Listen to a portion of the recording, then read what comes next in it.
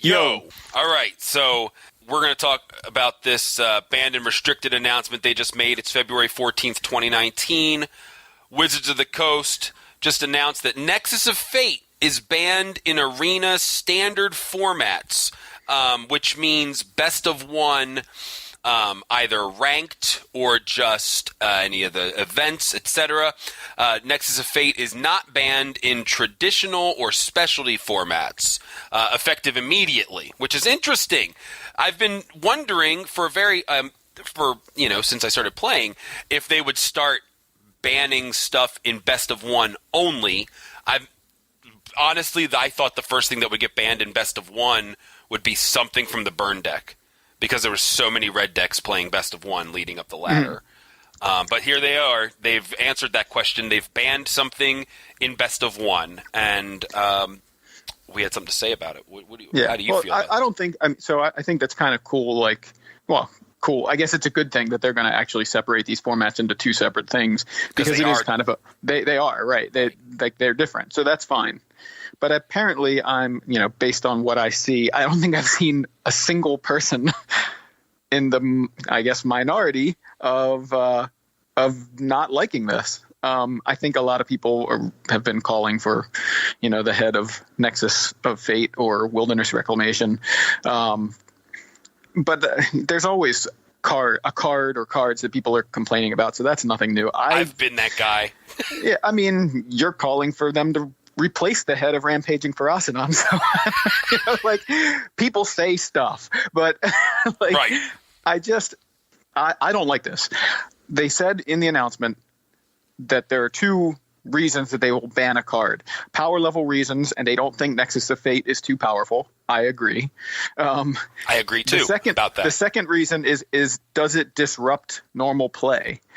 And they go into the example of people looping Nexus of Fate indefinitely, right? Right. Yeah, they're abusing Nexus of Fate's interaction with Arena. That I understand. But if that's what they're trying to fix, isn't there a solution that works better than banning the card? Why you can't just make my solution, I feel like, would be you change how the rope timer, how it functions when someone starts taking consecutive turns. So, okay, I cast Nexus of Fate. I have one additional turn, a consecutive turn. Nothing, I would assume that's fine. Like the first turn's fine. The second turn's right. Probably fine. Once you get to maybe the third turn, I'm obviously this is all off the top of my head right. today. They would have to test this a little bit, but in general, I feel like if someone's on their third or fourth or fifth consecutive turn, that's when the rope starts behaving differently. And it just speeds up at first, and maybe each consecutive turn it speeds up a little more. Okay, third turn it starts speeding up, fourth turn, fifth turn it starts speeding up and now doesn't regenerate. Something like that, right? It's no longer once the rope starts, it's not gonna go back up. And you just run out of time. And so what happens when you run out of time? Either they do what happens now when you run out of time, the turn just goes right to your opponent, regardless of how many Nexus of Fates you have stacked. Right. Or you just or you lose or draw, one of those three things. It's not, I'd be happy with any of those solutions over actually removing the card from the format entirely. Why are you getting rid of the card when you can have when people that aren't abusing it, when people are playing it normally, I am a little bit biased because I'm playing with the card. Yeah. But beyond that one instance that I mentioned on an episode 2 weeks ago of doing it for 7 minutes, where I was looping it because I thought it was funny the first time it happened. Right. But then I conceded. Right. You didn't do it every time you got to that point. Right. I did it one time. I conceded. I don't even think it was a ranked match. And I'm not even justifying me doing it, but it happened. Anyway, my point is, aside from that one instance, I've been casting Nexus of Fate a few times in a row to where I can get Hydroid Krasis or Frilled Mystic or something on board to attack with and kill them. And so this solution, I feel like, would work for a player who's using the card to do what it's meant to do. Like, I'm going to take several consecutive turns because I've gotten to this point where I built my deck around doing this and winning the game. It's meant as a win condition. So I don't know. I really feel like they did not need to ban the card. And I don't really feel like the implementation of a rope timer that behaves slightly differently for consecutive turns is all that difficult. Like right now, how does it work? When does the timer pop up? When one player has gone X amount of time without taking a game action. So you just use those same kinds of functions in the programming. Now, I'm not a software developer, so I don't know the specifics, but it's just timer based and counting based. Right. That's it. So I don't feel like that's that complicated. I don't know. That's my take. Yeah, I can see where you're at with that, but I also can see why they would do this. I think that the ban is a good thing, and not just because I specifically hate Nexus of Fate, because I really don't, but almost to show us they're going to do this, that they can do this, that they plan on doing this when they think a card is disrupting the game. Or, if they think it's specific to best of one, they take it out of best of one. I'm glad that they're going to do this going forward. I mean, they could have just said we will be banning stuff in best of one versus in best of three or whatever. But also, they have an event coming up in a couple weeks. It's going to be streamed. And it's going to be best of one. I mean, it's going to be that duo standard or whatever, but it's still, those are essentially best of one, right? I mean, I'm guessing this is banned in that. Right. It's unclear, but it may affect that. I guess we can assume it does. I don't know, because then it says specialty formats. I guess does that count as a specialty format? That's weird. It would be really weird if they banned this card and then it wasn't banned for the Invitational. That would be the weirdest thing. Yeah, it would. So I'm going to guess that they are counting those as two separate best-of-one decks that you're choosing and then playing 3 games with them, you know? So that's my assumption. But if they are banning it for the coverage, it makes a lot more sense because seeing someone have that, even with the rope correction that you're talking about, it makes for pretty tedious to terrible coverage. I don't know about that, because you see what's happening is the person is trying to get the right resources in play. Like in my cases, I'm using Wilderness Reclamation, so it makes it pretty quick. And I think that's usually what's happening with Nexus of Fate now is people are using it alongside Wilderness Reclamation. But, I've put it in blue-white, and it's been played in like some Bant decks in the past that were like a Turbo Fog kind of thing. But anyway, like I might not have a threat on board, but I cast Nexus of Fate and I'm trying to draw cards. I find a threat. I'm casting Nexus of Fate as much as I can, and I'm trying to build that together, put that together before I have to pass the turn back to my opponent. And that's kind of, I feel like that's interesting. I'm trying to win the game, and I'm, it's Nexus is part of that. But I don't know. I don't feel like that's uninteresting. It's uninteresting to do just a loop when you have no intention or way to win the game. And that's what I'm saying the rope timer would kind of prevent from happening. Right. I mean, maybe they didn't go far enough. Maybe they should have just, if they were going to ban it in best of one for that reason, maybe they should have just banned it, like emergency banned it in all formats, like best of one and best of three, and even go so far as to ban it in standard, to prevent, this becoming an issue. Like, okay, well, if they just banned it across the board, it would go, oh, okay, well, that, I guess, maybe I'm unhappy with it, but that makes sense. Or they just don't ban it at all. I don't know. It's a weird situation, but it's definitely a unique situation and one that we've never seen before today. Exactly. Because we haven't, had best of one for very long.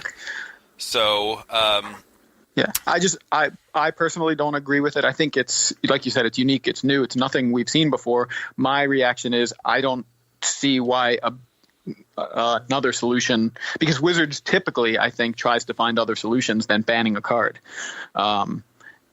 I'm surprised that they didn't implement something as simple as let's change the way the timer behaves, because the timer is already a point of contention in the game for various reasons, right? Because it's not a clock like it is on MTGO. So it's a beta. They still like to say it's a beta, it's like they're changing things all the time. And so I wouldn't be surprised that the rope timer changes at some point pretty soon anyway, in some function, in some manner it changes. I don't know how they're going to change it, but they can make adjustments to that, and I think they plan on that being a possibility. So why not do it?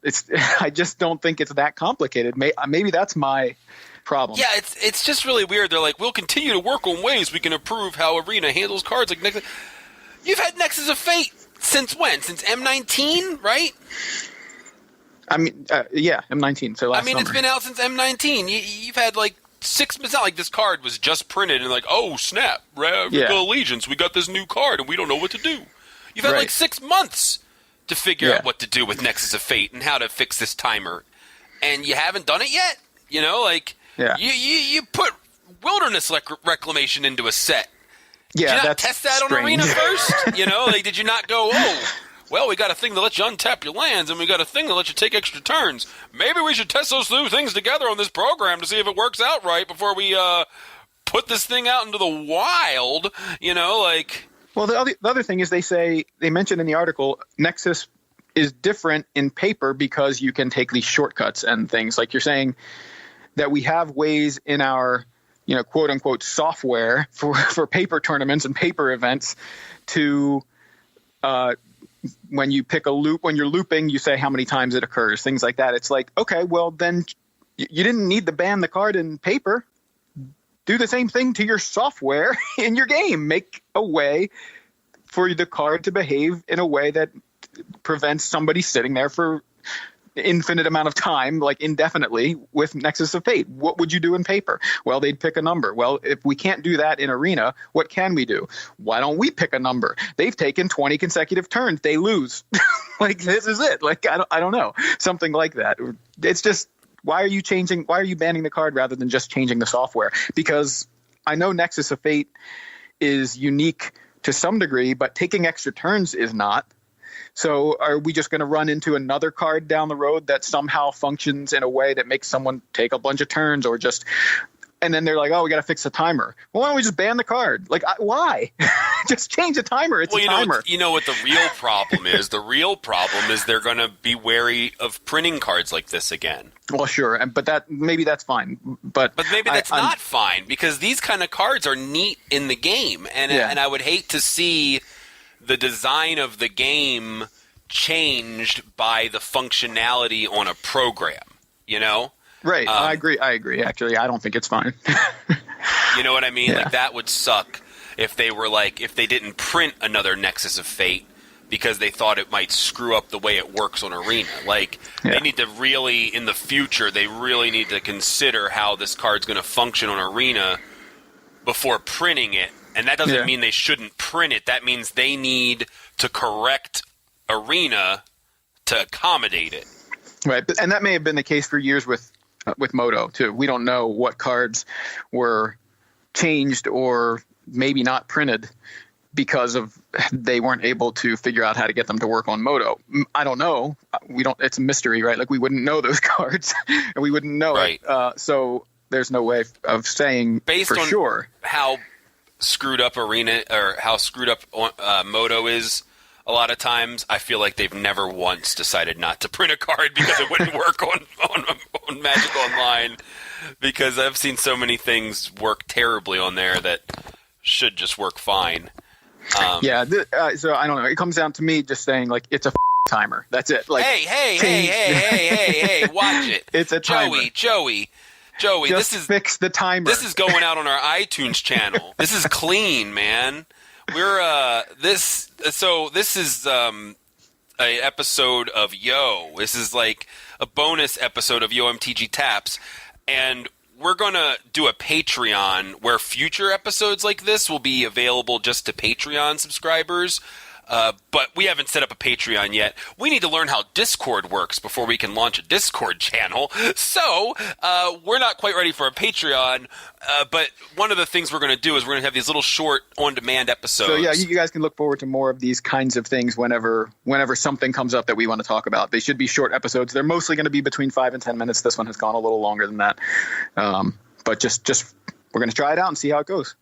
Yeah. So, Nexus of Fate band. And, and Discord. They're integrating Discord with Arena. And once we figure out what the hell that means, we'll probably be able to have, like, our Discord people challenge us on Arena and stuff like that. But we're letting you know we are working on getting a Patreon together. And this will be one of the perks of being a patron. So, until next time, we are YMTG Taps. Make them have it.